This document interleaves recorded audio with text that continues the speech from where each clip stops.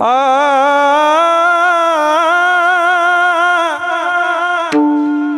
हो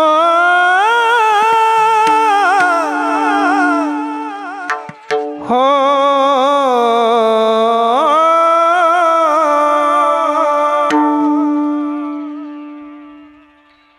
इहलोकीचा हा देह इहलोकीचा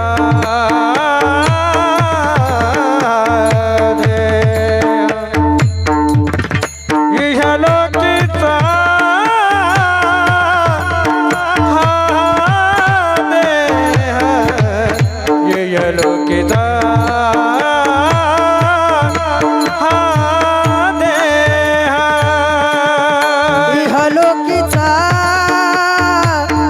हा देह इहलोकीचा हा देह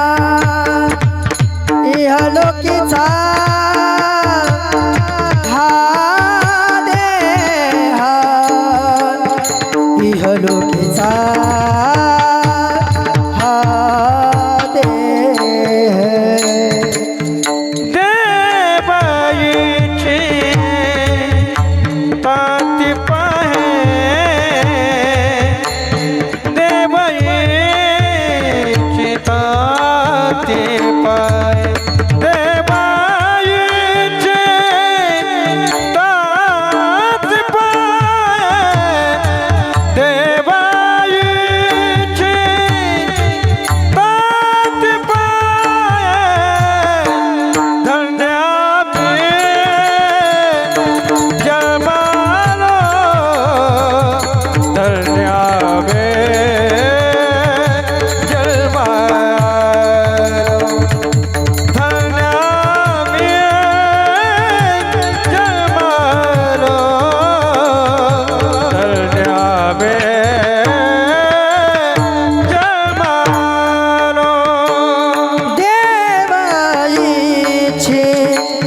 ताती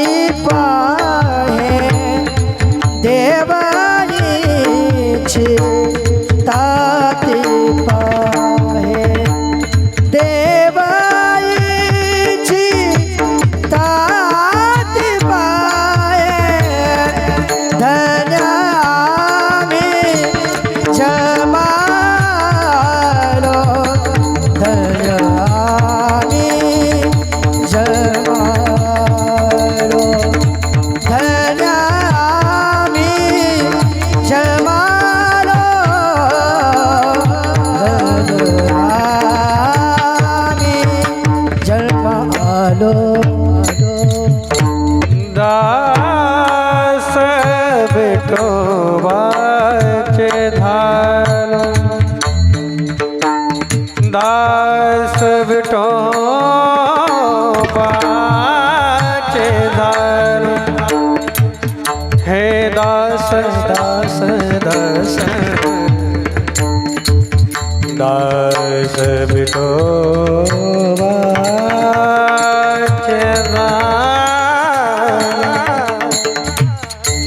हे झालो झालो झालो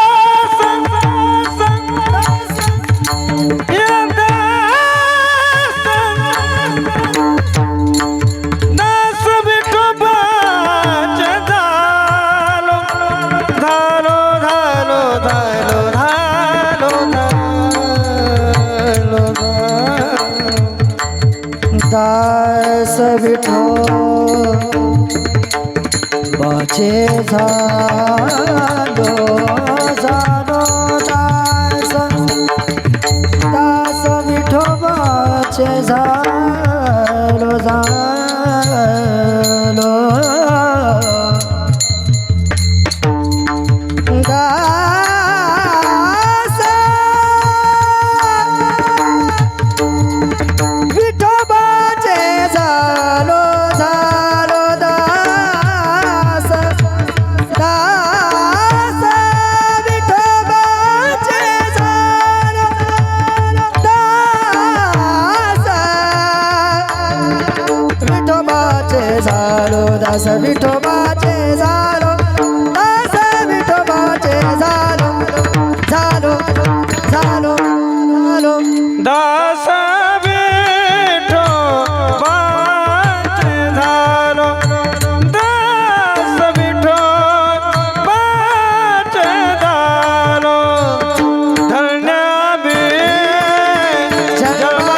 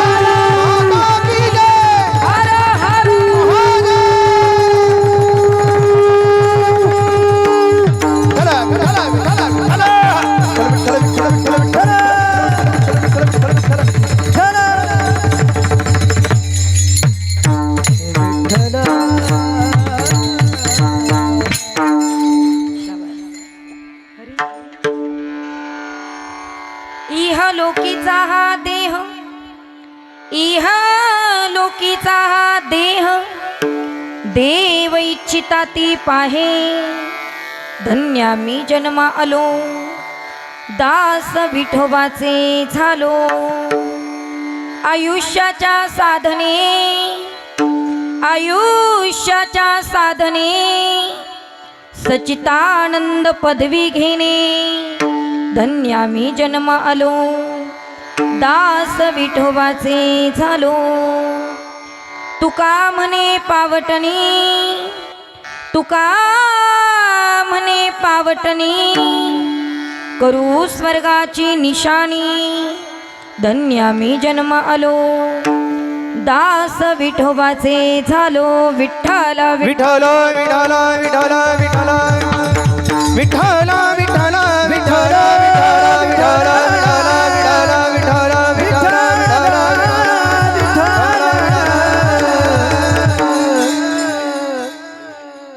प्रथम नमन करू गणनाथा उमाशंकराची आसुता चरणावरी ठेवणी माथा साष्टांग्यता दंडवत महायोग पीठे तटे भीमरत्या वरम पुंडरीकाय दातं मुनींद्रे समागत्य तिष्ठं तमानन्दकन्दं परब्रह्मलिङ्गं भजेपा पांडुरंगाकारू प्रथम नमन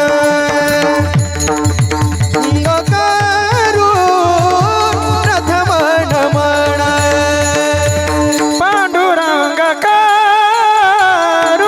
प्रथम नमन पांडुरंगाकारू प्रथम नमन पांडुरंगाकारू प्रथम नमन पांडुरंगाकारू प्रथम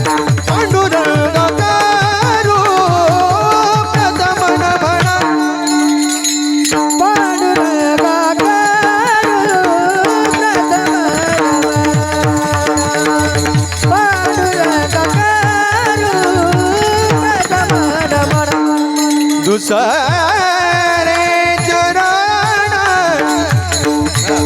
दुसरे चरण दुसरे चरण दुसरे चरण सदाची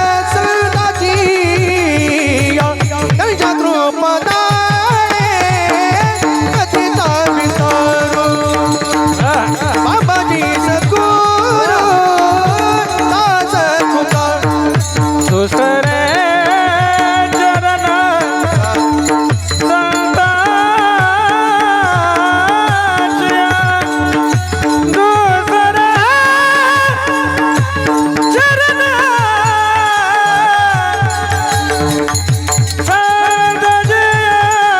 दुसरे चरण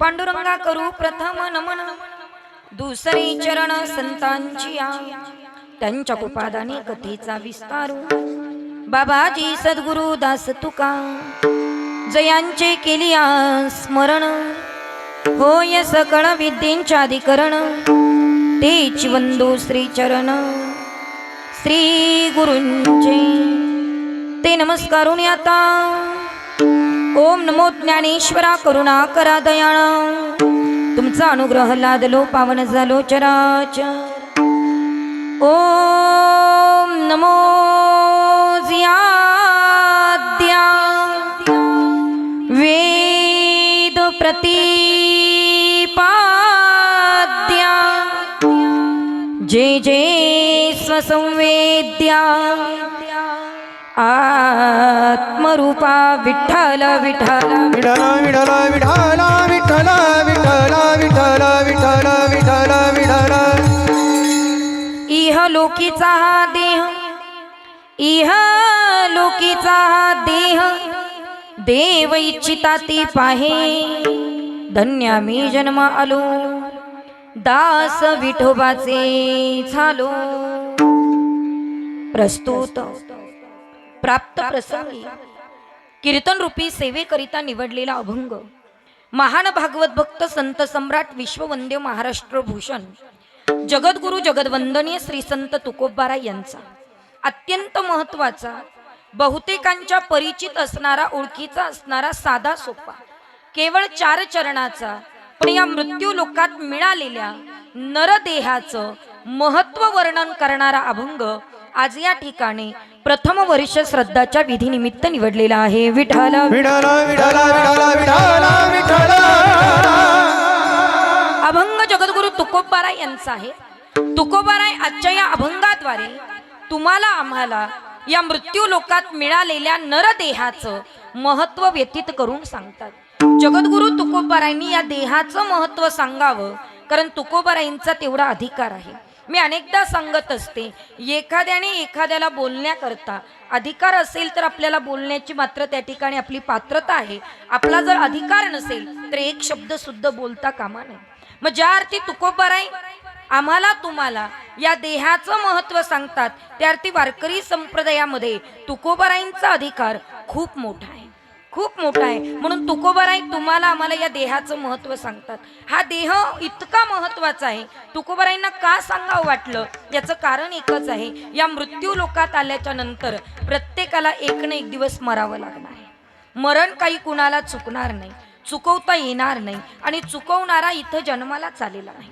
मला असं वाटतं, कुणाच्या मरणाला कुणाला जर अडवता आलं असतं तर आपण जगामध्ये कधीच कुणाला जाऊ दिलं नसतं। जाऊ दिलं असतं का? अजिबात नाही। कारण आपल्या घरातली व्यक्ती 50 वर्षाची असली, आपलं तिच्यावर तितकंच प्रेम असतं, आणि घरातली आई 100 जरी वर्षाची झाली तरी घरातली आई जावं असं कुणालाच वाटत नाही। का वाटत नाही याच्या मागे कारण एकच आहे, आपल्या घरातलं माणूस कुणाच्या तरी घरी पाहुणं म्हणून गेलं तर आपल्याला माहीत असतं 4 दिवसांनी, 8 दिवसांनी, 15 दिवसांनी, महिन्यानी ते पुन्हा परत रिटर्न घरी येणार आहे।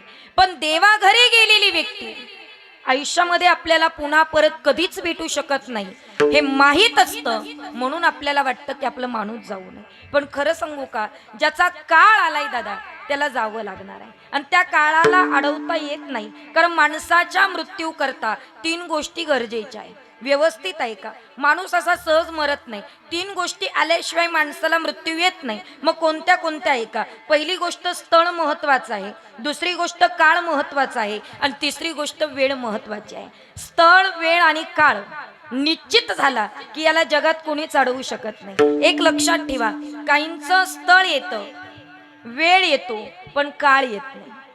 काहींचा काळ येतो, वेळ येते पण स्थळ येत नाही। काहींचं स्थळ येतं, काळ येतो पण वेळ येत नाही। हे तिन्ही मिक्स असावे लागतात, तेव्हा मृत्यू निश्चित आहे। लक्षपूर्वक आहे का? कधी कधी आपण खूप मोठा ऍक्सिडेंट पाहतो, गाडी पूर्ण लॉस मध्ये असते, डॅमेज झालेली असते, गाडीत आपण बसलेलो असतो आणि आपण तर्क वितर्क लावतो, एवढा मोठा ऍक्सिडेंट आहे, गाडीतलं एकही माणूस वाचलं नसेल। आपण गाडीत बसून विचार करतो, मग आपल्याला राहवत नाही।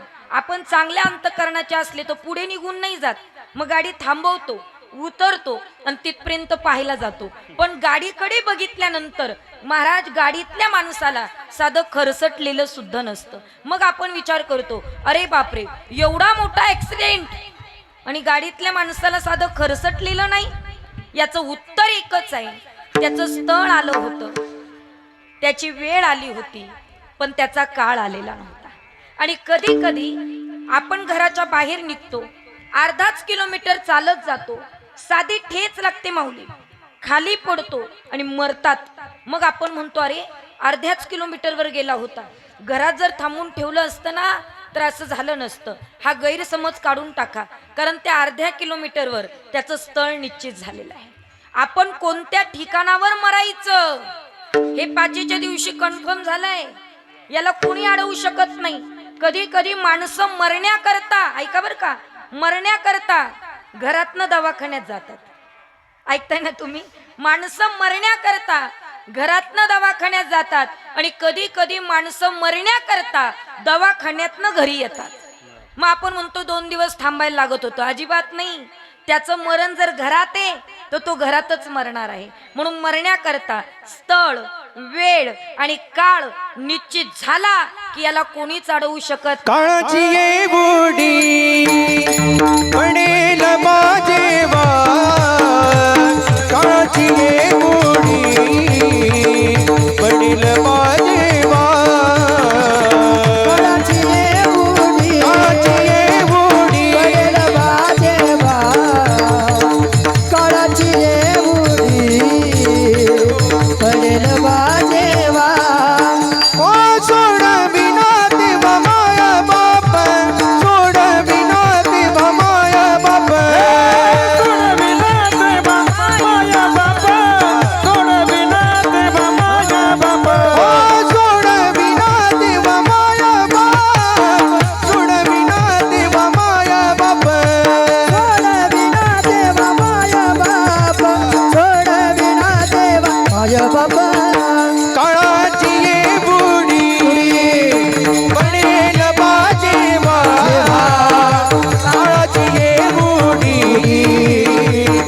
वडील बाजेवा हो काळाची बुडी बुडी वडील बाजेवा वडील बाजेवा काळाची बुडी वडील बाजेवा वडील बाजेवा वडील बाजेवा वा वा वा काळाची उडी पडेन बा जेव्हा सोडवेन तेव्हा माय बाप आई आणि वडील सुद्धा मुलाच्या काळाला अडवू शकत नाही. जगामध्ये कोणत्या आई वडिलांना वाटतो आपल्या मुलाच्या प्रेता लागणी राग द्यावा? कोणत्याच आई बापाला वाटत नाही. पण ज्या आईनं 9 महिने 9 दिवस आपल्या पोटात गर्भ वाढवला, ज्या बापानं बोट धरून चालायला शिकवलं, नोकरीला लावलं, लहानचं मोठं केलं, त्या आईबापासमोर स्वतःचा तरुण मुलगा निघून जाणं हे जगातलं सगळ्यात मोठं दुःख आहे दादा, सगळ्यात मोठं. तुम्ही आईबापाला खायला देऊ नका, ते दुःखी होणार नाही. त्यांना फिरून बोला, ते दुःखी होणार नाही. पण स्वतःच्या डोळ्यासमोर स्वतःचा तरुण मुलगा निघून जाणं खूप मोठं दुःख आहे. ज्या बापाच्या आयुष्यामध्ये बापाच्या आधी मुलगा निघून गेला ना, त्या बापाला विचारा किती मोठं दुःख आहे. पण तरी सुद्धा जन्मदात्रे आईबाप मुलाच्या काळाला अडवू शकत नाही. त्या काळाला अडवण्याची क्षमता आमच्यात नाहीयेत माऊली. कारण काळाला नाही म्हणण्याचा अधिकार आपल्याकडे नाही. ज्ञानोबाराय म्हणतात, देहाची या गावा आलिया, जन्म मृत्यूची या सोहडिया, ना म्हणू नये धनंजिया जिया परी. ज्ञानोबाराय वर्णन करतात, देहरूपी गावाला आल्याच्या नंतर जन्म आणि मृत्यू 2 प्रकारचे सोहळे आपल्याला भोगायचे आहे. आपण जन्माला आलो याचा अर्थ सगळ्यांना मरायचं आहे. श्रीमंतातल्या श्रीमंतालाही मरायचं आहे आणि रस्त्यावरच्या भिकाऱ्यालाही मरायचं आहे. तुम्ही असं म्हणू शकत नाही की ताई माझ्याकडे कोटी रुपये शिल्लक आहे, मी कसला मरतो. तुमचे कोटी रुपये कुठंच लागत नाही. हा, तुम्हाला असं वाटत असेल तुम्ही 100 एकराचे मालक आहे आणि तुम्ही 100 एकर कुठंच लागत नाही महाराज. अनेक श्रीमंत गेले तर आपली काय बात आहे. महाराज म्हणतात की इतके श्रीमंत गेले, आएगा सो जाएगा, राजा रंक फकीर, आलेल्या प्रत्येकाला जावं लागायचंय, जावंच लागणार आहे. 9 भी मर गए 10 भी मर गए ससरा 88. 9 भी मर गए 10 भी मर गए ससरा 88. 33 कोटि देवता मर गए बड़े काल के फांसी. 33 कोटि देवता मर गए बड़े काल के फांसी. 9 भी मर गए 10 भी मर गए ससरा 88. 9 भी मर गए 10 भी मर गए ससरा 88. 33 कोटि देवता मर गए बड़े काल के फांसी. 33 कोटि देवता मर गए बड़े काल के फांसी.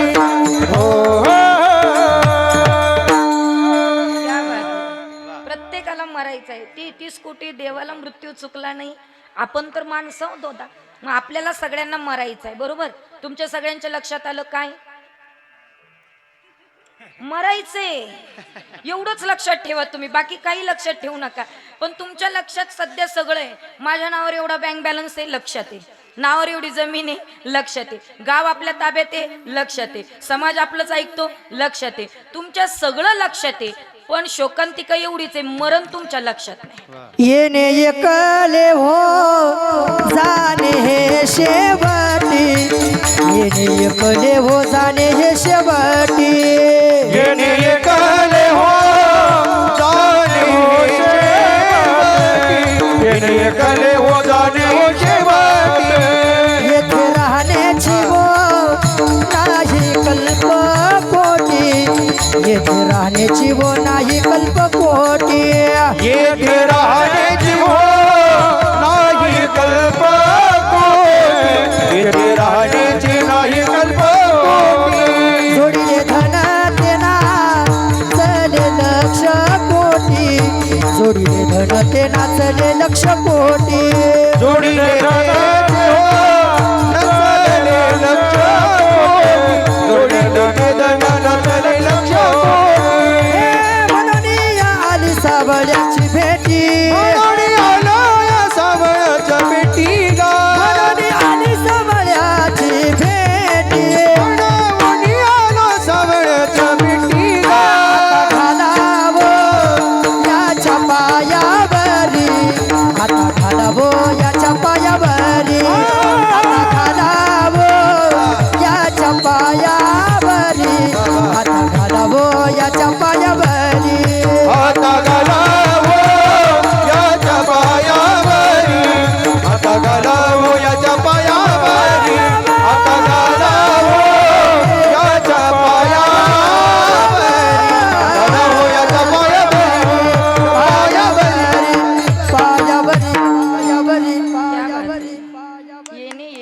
जायची हो जाणे हो शेवटी जायचंय. लक्षात ठेवा. तुम्ही कीर्तनात बसले ना, आजच्या कीर्तनात काही लक्षात नाही राहिलं तरी चालेल, फक्त तुमच्या लक्षात काय राहिलं पाहिजे? मरायचंय. तेवढं लक्षात ठेवा, माझ्या कीर्तनाचं सार्थक होईल. आणि खरं सांगू का, मला नेहमी असं वाटतं, तुम्ही सकाळी मारुती राहायला पाणी घालायला जातात का? कोण कोण जाते? जरा बोट वरती करा बघा. जात जा ना तुम्ही, ग्रामदैवत येते. रोज मारुती राहायला पाणी घातलं पाहिजे दादा.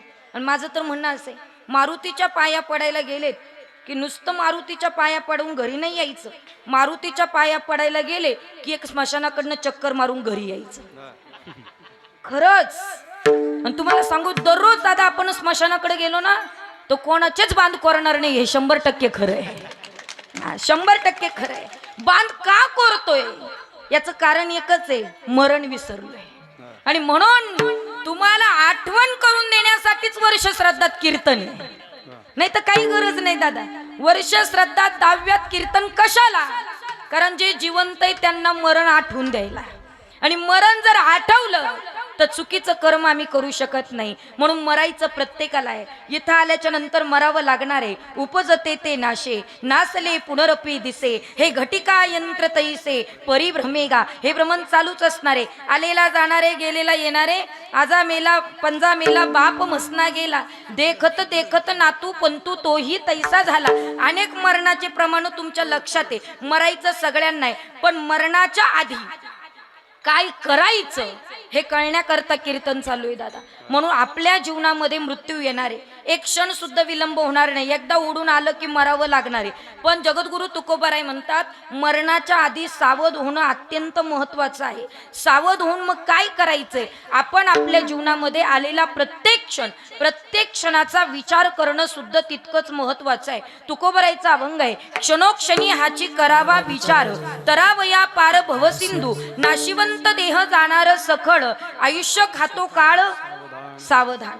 केलं की नाही सावधान? आपल्याला तुकोबारायांनी केलं सावधान अभंगामध्ये. आणि आणखीन एका ठिकाणी सावधान केलं. कुठं? लग्नामध्ये. लग्न लागताना तुम्ही व्यवस्थित ऐकले का मंगलाष्टक? तो ब्राह्मण किती वेळा म्हणतो सावधान सावधान. तुम्ही इतके डेंजर आहे की ब्राह्मणाचे गुरु तुम्ही ब्राह्मणाला सांगता जास्त नका घेऊ, 2 वर आवरून घ्या. अरे तो तुम्हाला सावध करतोय, बाबा आतापर्यंत सुखी होता, प्रपंचात अटकणारे दुःखी होणारे, सावध हो आणि भजनाला लाग, असं त्याला सांगायचं. येऊनी नरदेह विचारावे सारा, धरावा पैधीर भजन मार्गे, धरावा पैधीर भजन मार्गे, धरावा पैधीर.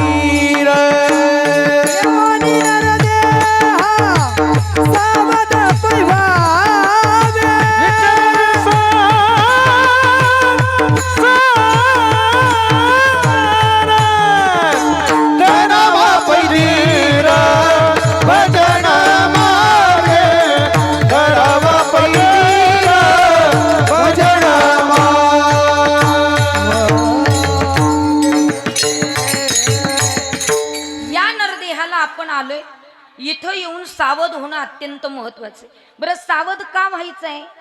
का बरं? कारण मरायचं आहे. लक्षात ठेवा, मरायचंय म्हणून सावध व्हा. सावध होऊन काय करा? विचार करा, असं तुकोबारायला म्हणायचंय. मग विचार करायला आपल्यालाच का सांगितलं, असा प्रश्न तुम्हाला पडला पाहिजे. पडतोय की नाही? का हो ताई, या मृत्यू लोकामध्ये पक्षी आहे, पशु आहे, जनावर आहे, यांना नाही विचार करायला सांगितलं, मग आपल्यालाच विचार करायला का सांगितलं? पशु काय पाप पुण्य जानती, उत्तम मध्यम भोग भोगती, एका उपजत मरती, वैरियंद होती मांगुळ मुखी. लय प्रमाण आहे. काय असतं माहितीये का? कीर्तनकार जर प्रमाणात असला तर प्रमाणे येतात.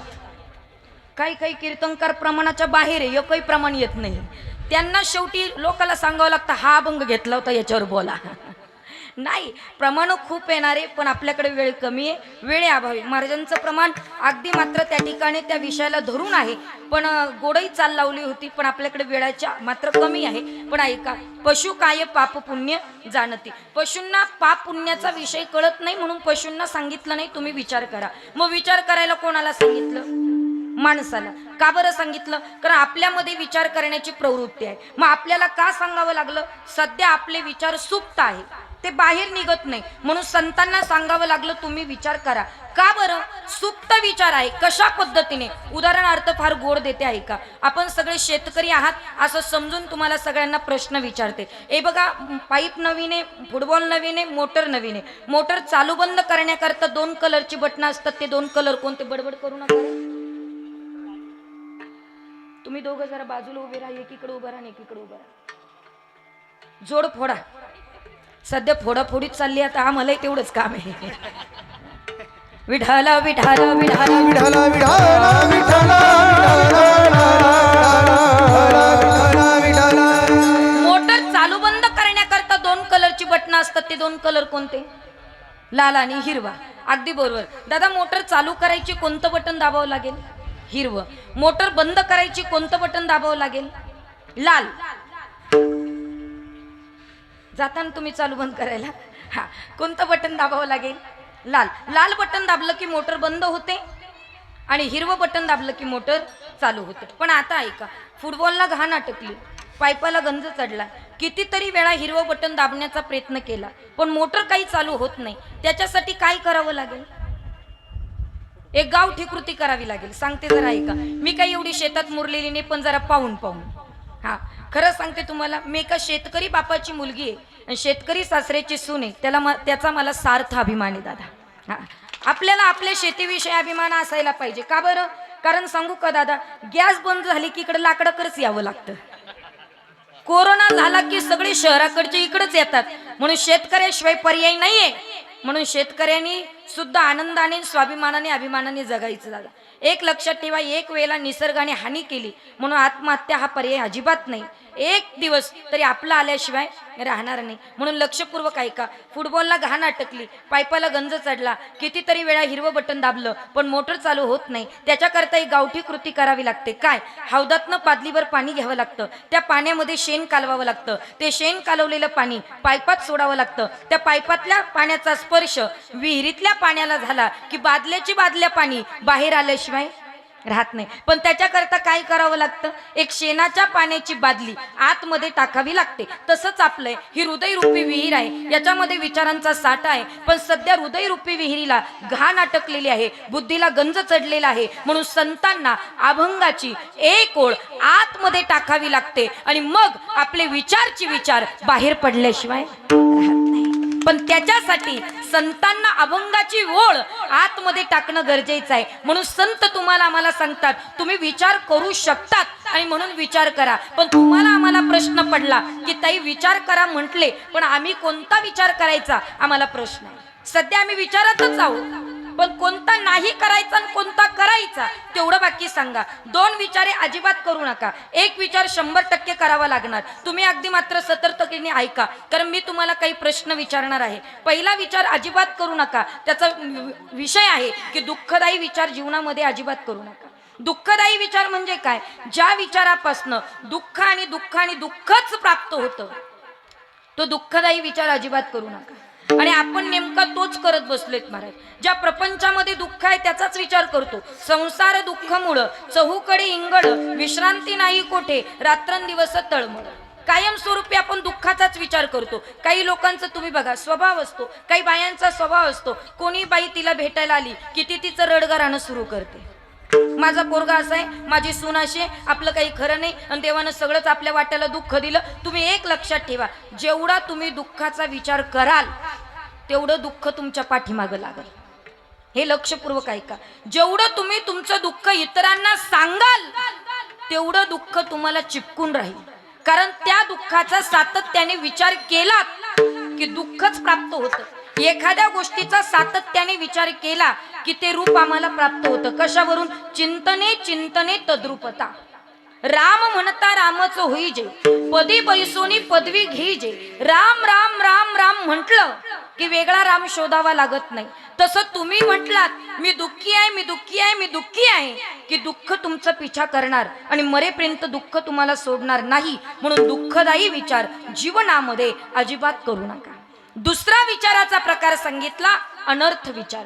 तो तर अजिबात करायचा नाही. म्हणजे ज्याला अर्थच उरत नाही तो अनर्थ विचार करायचा नाही. मग अनर्थ विचार कशाला म्हणतात? कदाचित तुम्ही आता गळ्यात माळ घातली, कपाळाला गंध लावला आणि 4-5 बायका तुमच्याकडे बघून तुमच्याविषयी कुटाळ करतात, तर त्या बायांचा विचार करणं म्हणजे अनर्थ विचार आहे. आपल्याविषयी कोण काय बोलतंय याचा कधीच विचार करू नका. त्यांना कुटाळ करायची सवय आहे, पण तुम्ही त्यांचा विचार करून तुम्ही तुमची विचाराची क्षमता का ढासळून घेताय? अनर्थ विचार जीवनामध्ये कधीच करायचा नाही. आपण परमार्थ करतोय ना, मग आपल्याविषयी कोण काय बोलतं गावामध्ये याचा विचार करणं म्हणजे अनर्थ विचार आहे. जरा सोपं करून सांगते ऐका. एक जण पळत पळत आला दादा. दुसऱ्याने विचारलं का रे इतका दम लागला, का बरं पळतोयस? तो म्हटला अरे तुला माहित आहे का समुद्राला आग लागली आणि सगळे समुद्रातले मासे झाडावर जाऊन बसले. तो म्हटला मूर्ख आहे का, मासे कधी झाडावर बसतात का? हा म्हटला मग कोण बसतं? हा म्हटला म्हशी झाडावर बसतात. आता तुम्ही कधी पाहिलंय का म्हशी झाडावर बसताना? नाही. म्हशी झाडावर बसत नाही, मासे झाडावर बसत नाही. मुख्यतः समुद्राला आगच लागत नाही. ज्याला अर्थच नाही तो अनर्थ विचार करू नका. मग आम्हाला कोणता विचार करायचा आहे? विचाराचा तिसरा प्रकार आत्मनात्म विचार आपल्या सगळ्यांना करायचा आहे. आत्मनात्म विचार म्हणजे काय? मी जन्माला कशासाठी आलो, मला जगायचं कुणासाठी आहे आणि मला मरताना काय करून मरायचं आहे. मी जन्माला कशासाठी आलो? लोकांचं चांगलं करण्याकरता आलो की वाईट करण्याकरता आलो? मला जगायचं कुणा करता आहे? स्वार्था करता जगायचं की परार्था करता जगायचं? आणि मला मरताना नुसताच प्रपंच करून मरायचं की परमार्थ करून मरायचं? याचा विचार तुम्हाला करावा लागणार आहे. बरोबर? 2 विचार करायचे नाही. कोणता पहिला विचार करायचा नाही? तुम्ही झोपल्या की काय? नाही ना, जागे आहात ना? किती तळमळीने बोलते तू. ऐका ना, कोणता विचार करायचा नाही पहिला? दुःखदायी विचार. क्या बात आहे आजी, तुम्ही एकटेच जिवंत आहात, मला बरं वाटलं जरा. क्या बात आहे. दुःखदायी विचार अजिबात करायचा नाही. दुसरा विचार अजिबात करायचा नाही. कोणता? अनर्थ विचार अजिबात करायचा नाही. पण तिसरा विचार आपल्याला 100% करायचा आहे. कोणता?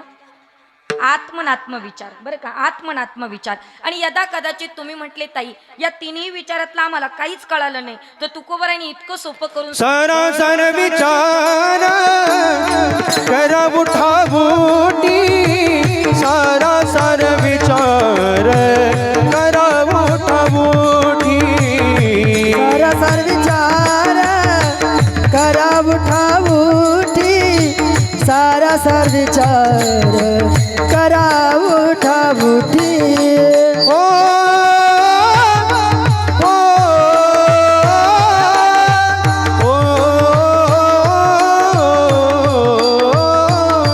सरसर विचार करा उठावूटी, सरसर विचार करा उठावूठी.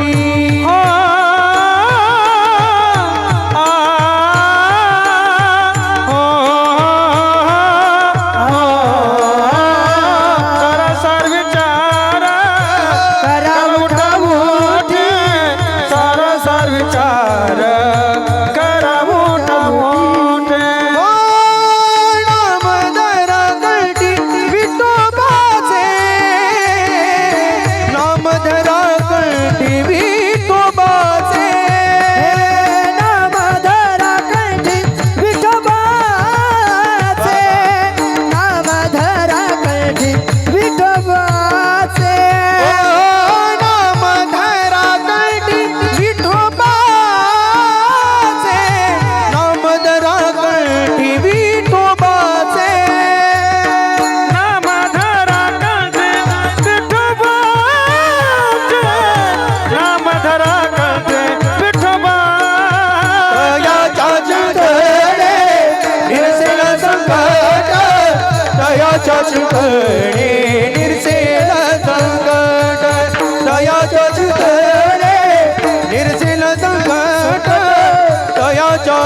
चरणी निरसेल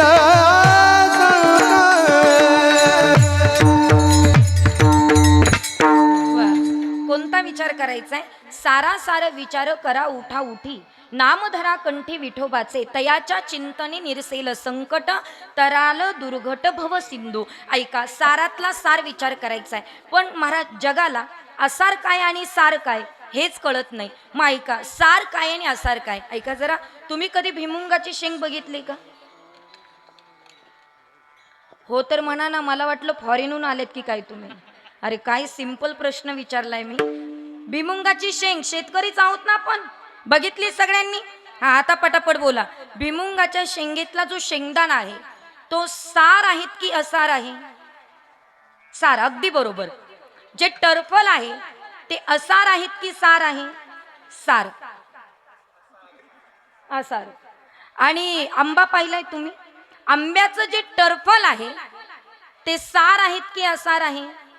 असार. कोय जी आहे ती सार आहेत की असार आहे? असार. रस जो आहे तो सार आहेत की असार आहे? सार. वा वा. पेढा पाहिलाय? पेढ्याचं जे टरफल आहे ते सार आहेत की असार आहे? नाही का? अरे चुकलं माझं, जाऊ द्या. हा, पेढा, पेढा, पेढ्याला टरफलही नाही आणि कोयही नाही. पेढा जसा पूर्णपणे सार आहे तसा माझा पंढरपूरचा विठोबा पूर्णपणे सार आहे. त्याच्यात असार असं काही नाही हो. म्हणून सारातला सार माझा परमात्मा, त्याचा विचार क्षणाक्षणाला करणं अत्यंत महत्वाचं आहे. मग त्याचा विचार आम्हाला करायचा आहे, पण कुठे करायचा तो इथेच करावा लागणार आहे, बाकीच्या ठिकाणी नाही. आणि तुम्ही जरी म्हटले ताई या जन्मी नाही शक्य झालं तर पुढच्या जन्मी जमेल का? अजिबात जमत नाही. या जन्मी करावं लागणार आहे, कारण पुढचा जन्म मिळेल याची काय गॅरंटी? इथं येण्यासाठी खूप अट्टास केला, एक एक योनी कोटी कोटी फेरा मग लागे वारा मनुष्य देहाचा. इथं येण्यासाठी खूप अट्टास केलात महाराज. आणि तुम्ही आम्ही भाग्यवान आहोत. भरतखंडी नरदेह प्राप्ती हे तो परम भाग्याची संपत्ती. देवानं सुद्धा इथं येण्याची इच्छा केली पण तरी त्याला मिळाला नाही. स्वर्गीचे अमर इच्छिताती देवा, मृत्यू लोकी व्हावा जन्माम्मा. स्वर्गातल्या देवाला सुद्धा इथं यावं वाटलं. का यावं वाटलं? कारण हा देह, या देहाला आल्याच्या नंतर मोक्ष आणि मुक्ती प्राप्त होते याची इच्छा त्या देवानं सुद्धा केली. हे महाराज अभंगाच्या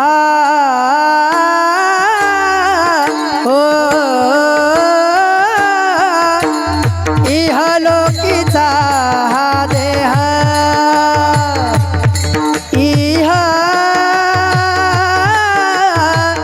लोकीचा हा देह, इहलोकीचा हा देह, इहलोकीचा हा देह, इहलोकीचा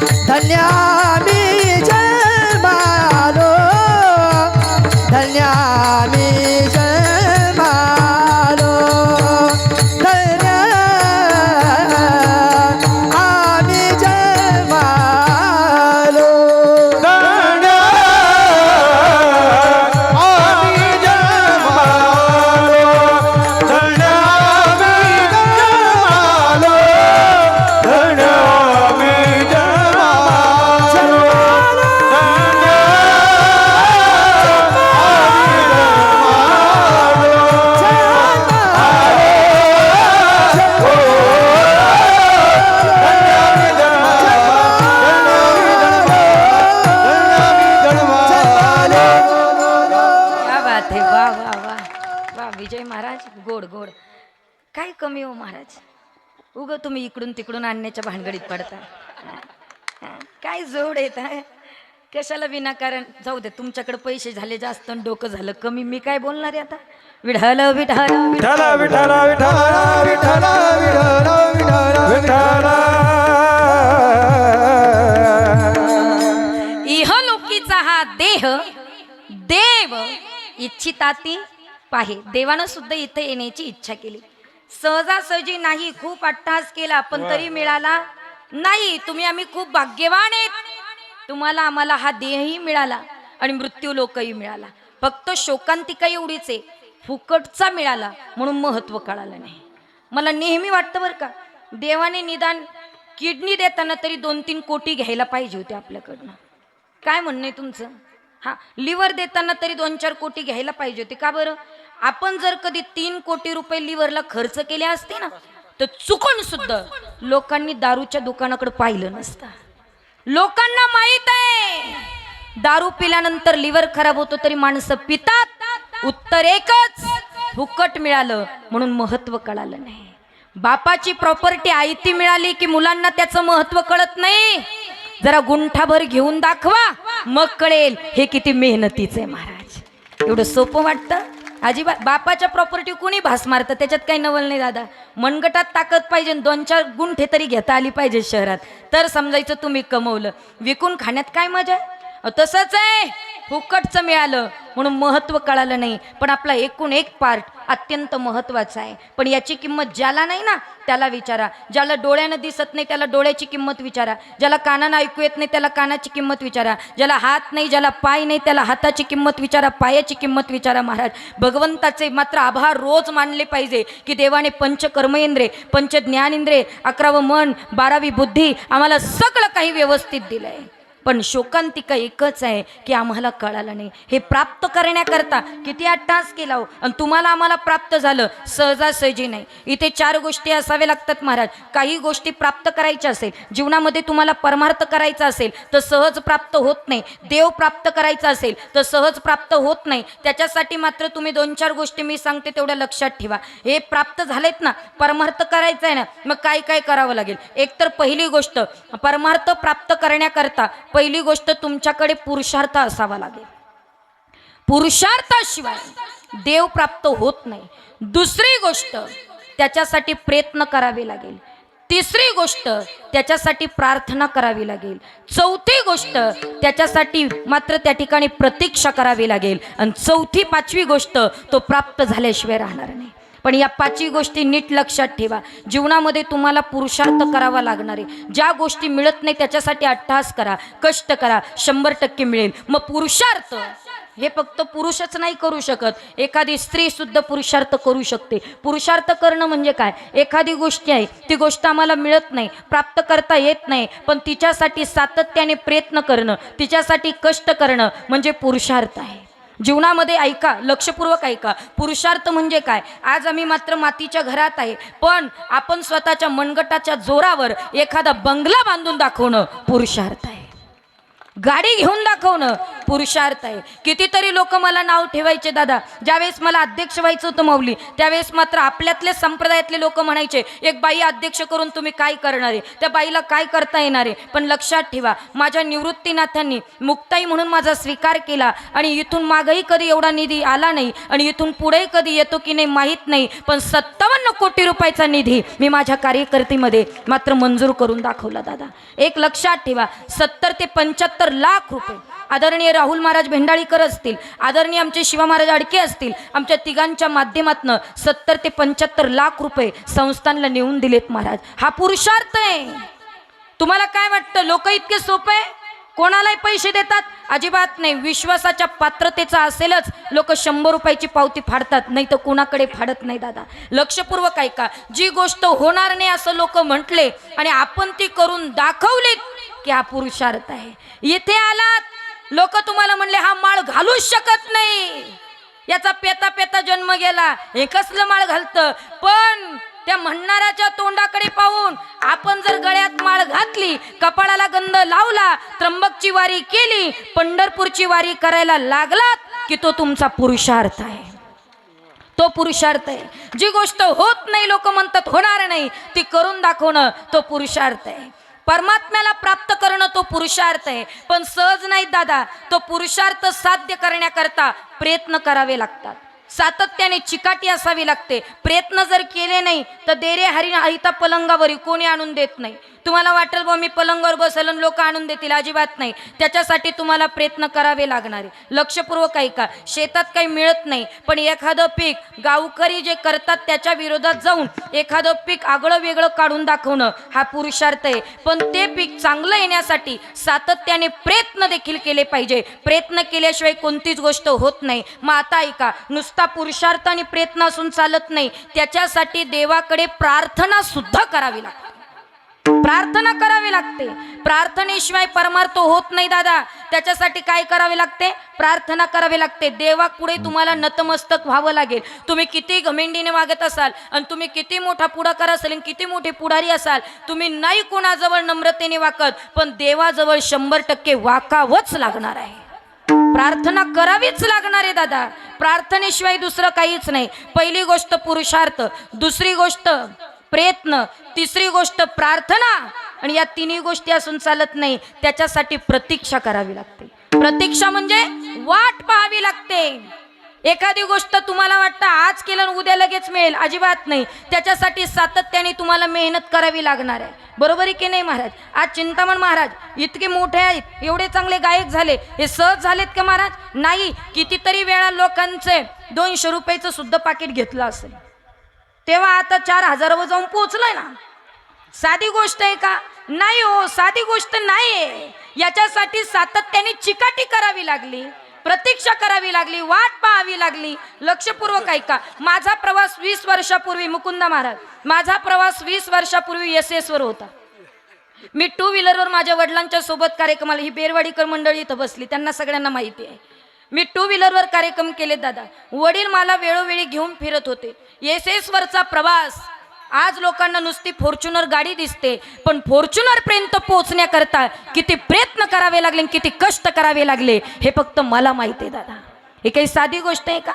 आता लोकांना कीर्तनकार होणं म्हणजे फार साधं होतं वाटतं, आणि तुमचंही वाटतं, तुम्हाला वाटतं 500 रुपयात इथला साधा भेटतोय ना, पटकन करून घेऊ. एक लक्षात ठेवा, पाठ करून कीर्तन करणं वेगळं आणि मुरून कीर्तन करणं वेगळं दादा. लक्षपूर्वक ऐका. हे पाठ करून तेवढा साचा बसवायचा आणि तेवढंच बोलायचं, असे लय पाहिले. विचार करण्यासारखी गोष्ट आहे. आणि आता तर खूप पूर आलायत ना त्यांना.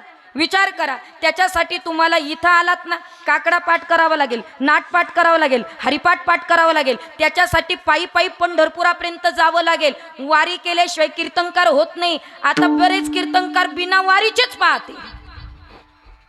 कसे झालेत मला फार मोठा प्रश्न पडतो. आणि आता बरेच कीर्तनकार बोंबलू बोंबलू आई बाप सांगतात, आरडू आरडू आई असेन बापा साईन त्यांची सेवा करा. मला दुर्दैव एकच गोष्टीचं वाटतं की जे आई बाप सांगतात ना, काही काही त्यांच्याच घरात त्यांचे बाप आई राहत नाही. हे दुर्भाग्य आहे. आता एका ठिकाणी घडलेला प्रसंग सांगते माऊली. एका ठिकाणी एका माणसाने मला सांगितलं म्हणून तुम्हाला सांगते. तो माणूस म्हणला, ताई एका ठिकाणी आम्ही असा प्रसंग पाहिला, 100% खरं बोलतात. एक कीर्तनकार बापाचं महत्त्व आपल्याच परिसरामध्ये बरं का, बापाचं महत्त्व सांगत होता. लांबून कीर्तनकार आणला होता. आणि मग एक माणूस त्या गावामध्ये 3 दिवसापासून तिथंच राहत होता. तो मात्र त्या कीर्तनाला येऊन बसला आणि हा कीर्तनकार आरडू आरडू बाप सांगायला लागला. आणि मग मात्र तो माणूस उठला. हे म्हणले का बस, काय बाप सांगतो. सगळे लोक गावातले त्याला म्हणले बसा बसा. आता याचं काही डोकं फिरलं. ए मला थांबवू नका म्हणे, मी बोलणार म्हणजे बोलणार. म्हटले का बरं बोलणार? अरे जो बाप सांगतोय ना कीर्तनकार, त्याचाच मी बाप आहे. त्यानं मला 4 दिवस झाले घराच्या बाहेर काढून दिलं. काय बाप सांगावं महाराज. आणि एक लक्षात ठेवा, तुम्ही ऐकणारे जरा सावध व्हा. तुम्ही कोणाचंही काही ऐकून घ्यायला लागले, जरा कान जागे ठेवा, अंतकरण स्वच्छ ठेवा. परमार्थ ऐकायचा ना. जो मात्र त्या ठिकाणी 2 तासाच्या कीर्तनाच्या पलीकडे 22 तास कसा वागतो, त्याचं आचरण चांगलं असेल तर त्याचे कीर्तन ऐका. विनाकारण कोणाचंही काही ऐकत बसू नका. एक सांगते तुम्हाला, पाठ करून बोलणं सोपं आहे, आचरणात आणून बोलणं फार अवघड आहे. म्हणून नीट जागे राहून कोणाचे कीर्तन ऐकू. आणि तुमचं महाराज तुम्हाला सांगून काहीच उपयोग नाही. तुम्ही 25 द्याल 50 द्याल तेच आणाल, पण आमच्यासारखे किती आरडू आरडू बोलले तरी तुमच्या पुढं आम्ही काहीच नाही. काय सांगायचं आता तुम्हाला. आम्ही सांगू सांगू थकलो. ते इंदोरीकर म्हणताना आमच्या आरडू आरडू घसे जाम झाले, पण तुम्ही काय ऐकणार. काय खरं बोलतात तुम्ही? राहू द्या काय हरकत नाही, ऐकू नका तुम्ही. फक्त एक काम करा, मला तुम्हाला एवढंच सांगायचंय दादा की मात्र त्या ठिकाणी आपण आचरणात आणणं अत्यंत महत्त्वाचं आहे. आणि आचरणात जर आणत नसाल तर त्याला काही अर्थ उरत नाही. म्हणून देवानं सुद्धा इथं येण्याचा मात्र प्रयत्न केला पण मिळाला नाही. त्याच्यासाठी तुम्हाला देव मिळण्याकरता काय करावं लागेल? प्रतीक्षा करावी लागेल, वाट पाहावी लागेल. चांगल्या गोष्टी तुम्हाला साध्य करण्याकरता काय करावे लागेल? वाट पाहावी लागेल. पहिली गोष्ट पुरुषार्थ, दुसरी गोष्ट प्रयत्न, तिसरी गोष्ट प्रार्थना, चौथी गोष्ट प्रतीक्षा. आणि या चारही गोष्टी प्राप्त झाल्या की देव प्राप्त व्हायला वेळ लागणार नाही.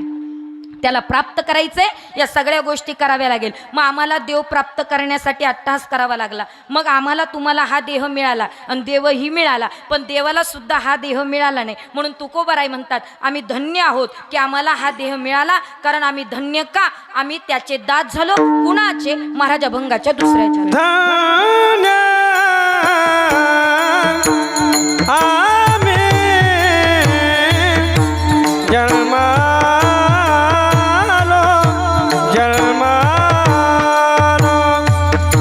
धन्य आम्ही जन्मालो, धन्य आम्ही जन्मालो, धन्य आम्ही जन्मालो, धन्य आम्ही जन्मालो, धन्य आम्ही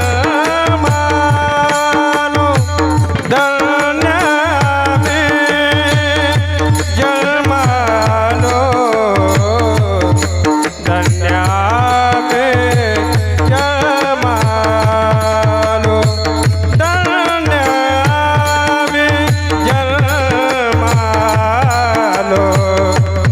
धन्य आम्ही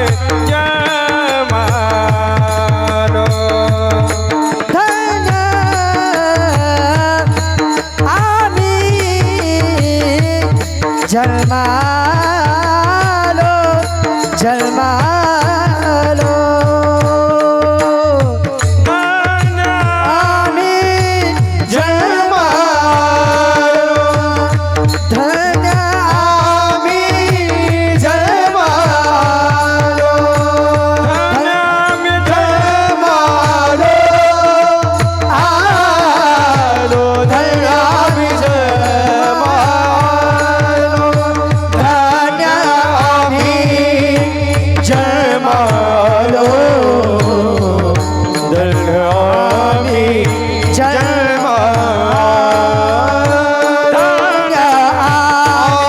जन्मालो, धन्य आम्ही जन्मालो, धन्य आम्ही जन्मालो.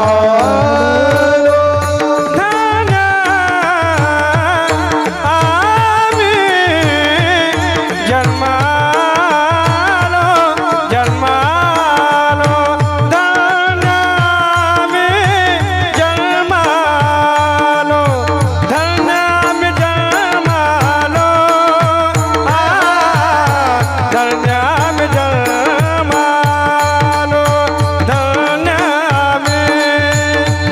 जन्मालो, धन्य आम्ही जन्मालो, धन्य आम्ही जन्मालो, धन्य आम्ही जन्मालो. धन्य आम्ही जन्मालो, जन्मालो, आम्ही जन्मालो, धन्य आम्ही जन्मालो, धन्य आम्ही जन्मालो, आलो, धन्य आम्ही जन्मालो, धन्य आम्ही जन्मालो, धन्य आम्ही जन्मालो, धन्य आम्ही जन्मालो, धन्य आम्ही जन्मालो. दास विठोबाचे झालो, दास विठोबाचे झालो, धन्य आम्ही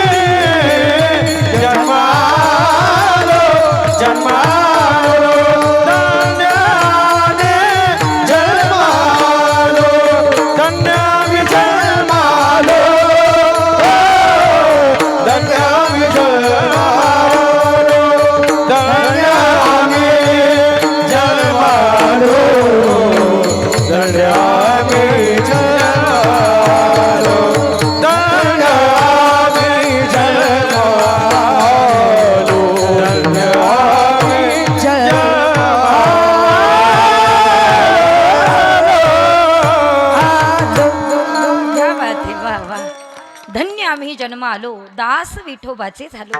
ऐका, या देहाची इच्छा देवाने केली तरी मिळाला नाही. तुकोबाराय म्हणतात आम्ही धन्य आहोत, आम्ही इथे जन्माला आलो. का?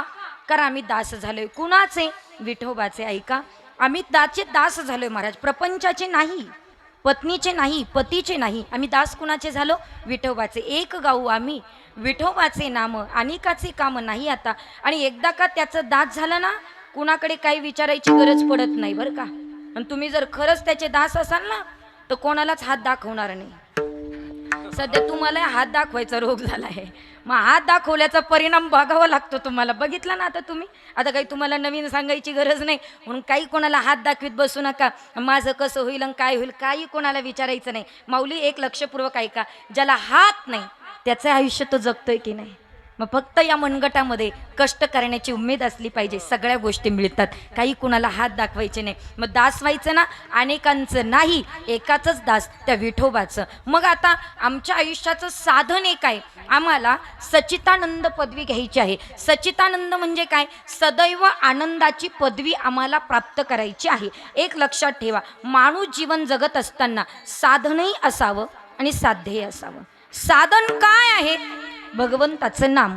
आणि साध्य काय आहेत? मोक्षाची प्राप्ती. साधनाशिवाय साध्य प्राप्त होत नाही. मग ते साधन घेण्यासाठीच तर हा देह मिळालाय. कशासाठी? ऐका, देवे दिला देह भजन गोमटा, देवे दिला देह भजन गोमटा, देवे दिला देह भजन गोमटा, देवे दिला देह भजन गोमटा, देवे दिला देह भजन गोमटा, देवे दिला देह भजन गोमटा, देवे दिला देह भजन गोमटा, देवे दिला देह भजन गोमटा, देह भजन गोमटा,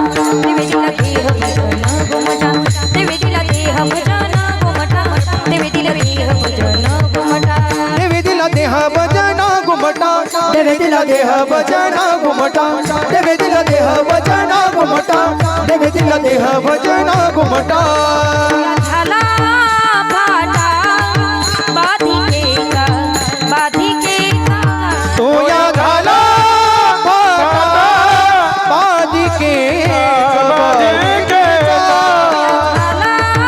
भाटा बाधिकेचा, बाधिकेचा तो या झाला भाटा बाधिकेचा, बाधिकेचा. भजन गोमटा, देवी दिला देह भजन गोमटा, देवी दिला देह भजन गोमटा, देवी दिला देह भजन गोमटा, दिला देह भजन गोमटा, देव दिला देह भजन गोमटा, देव दिला देह भजन गोमटा, देव दिला देह भजन गोमटा. गोमटा गोमटा. देवे दिला देह भजन गोमटा. सुंदर देह दिला भगवंताने. कशासाठी हो? भजनासाठी दिला की भोजनासाठी दिला? तुम्ही बोला. भजनासाठी दिला की नाही? खरं बोलू काय? आता जे बरोबर 10:30 वाजता आले ना, त्यांना कळालं की भजनासाठी दिला.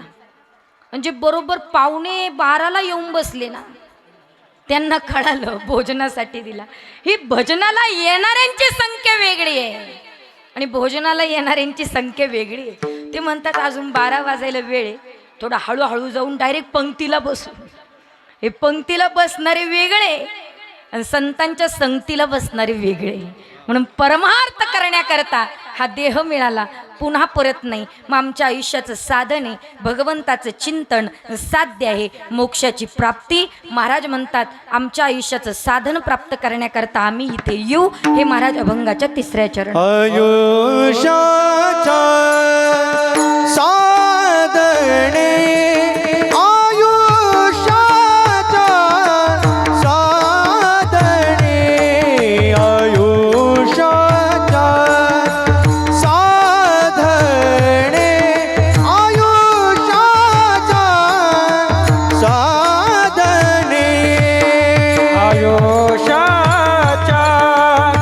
साधन, आयुष्याच्या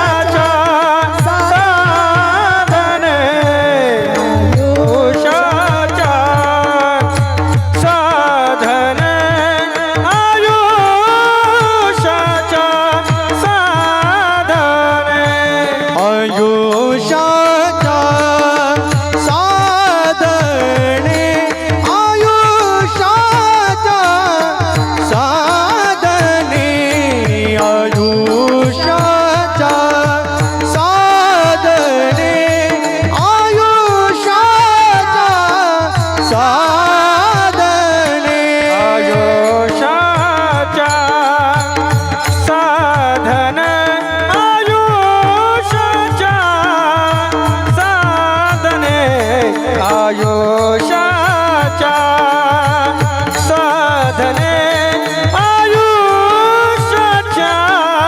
साधने सच्चिदानंद पदवी घेणे सच्चिदानंद पदवी घेणे सच्चिदानंद पदवी घेणे सच्चिदानंद पदवी घेणे सच्चिदानंद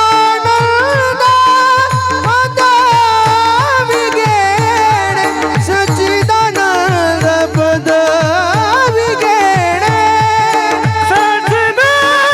सच्चिदानंद पदवी घेणे सच्चिदानंद पदवी घेणे आम्ही जन्मालो धन्यावे जन्मालो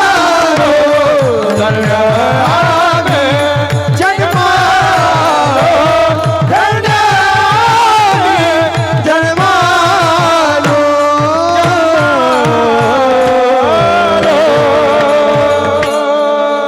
क्या बात आहे वा वा वा. विशाल महाराज हं, दुबेरचे म्हणजे नाशिक जिल्ह्यातले बरं का ऐका म्हणून खूप गोड छान चाल लावली. आयुष्याच्या साधने सच्चिदानंद पदवी घेणे. आमच्या आयुष्याचं साधन हे काय?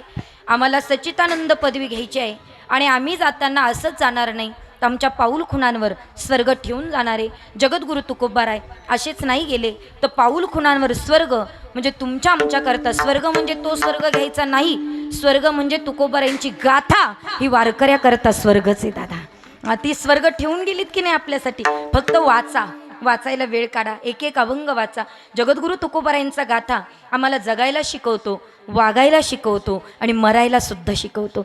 ज्याला जगण्याचं ज्ञान नाही, ज्याला वागण्याचं ज्ञान नाही, ज्याला मरण्याचं ज्ञान नाही त्यानं जगद्गुरु तुकोबारायांचा गाथा वाचा. सगळ्या प्रकारचं ज्ञान ते तुकोबारायांच्या गाथ्यात आहेत महाराज. पण ऐका ना, जीवनामध्ये आपल्या प्रत्येकाला जायचं आहे पण जाताना असं जायचं नाही, कर्म चांगलं करून जायचं आहे. मग उत्तमात उत्तम कर्म करायचं आहे. पहिली गोष्ट महाराज, ऑल महाराष्ट्रभर फिरते, महाराष्ट्राच्या बाहेर फिरते.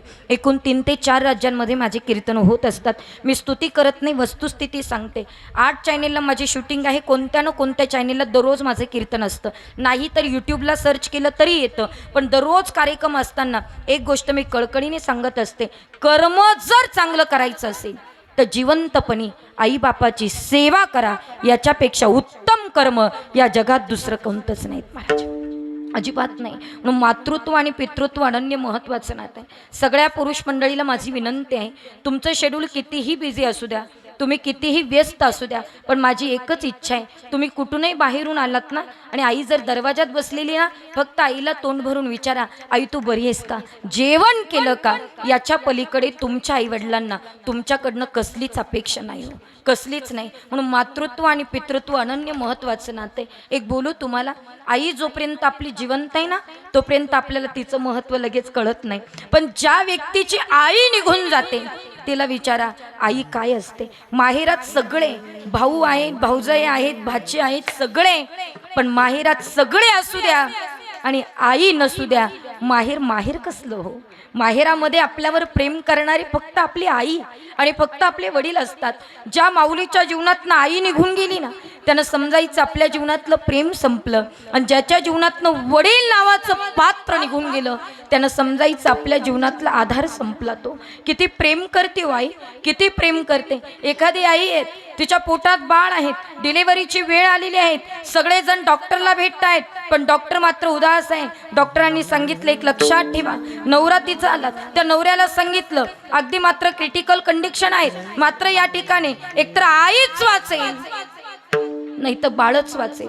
बोला कुणाला वाचवायचं. नवरा म्हणतो मुलगा नंतर होईल पण मात्र माझी पत्नी वाचा, पत्नीला वाचवा.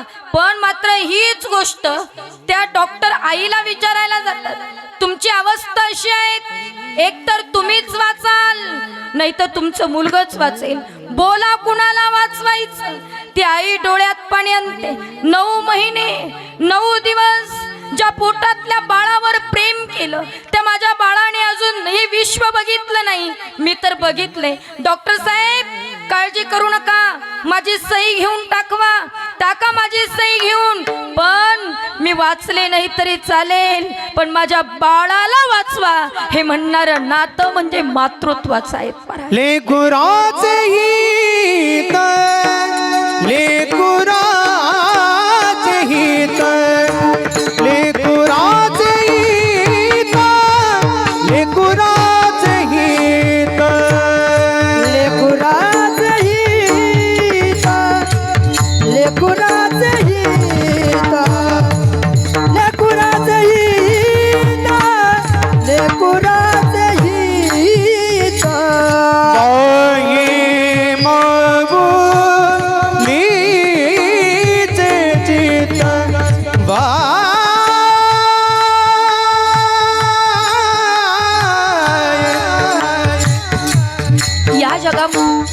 या जगामध्ये आपल्यावर प्रेम करणारं नातं म्हणजे मातृत्वाचं आहे.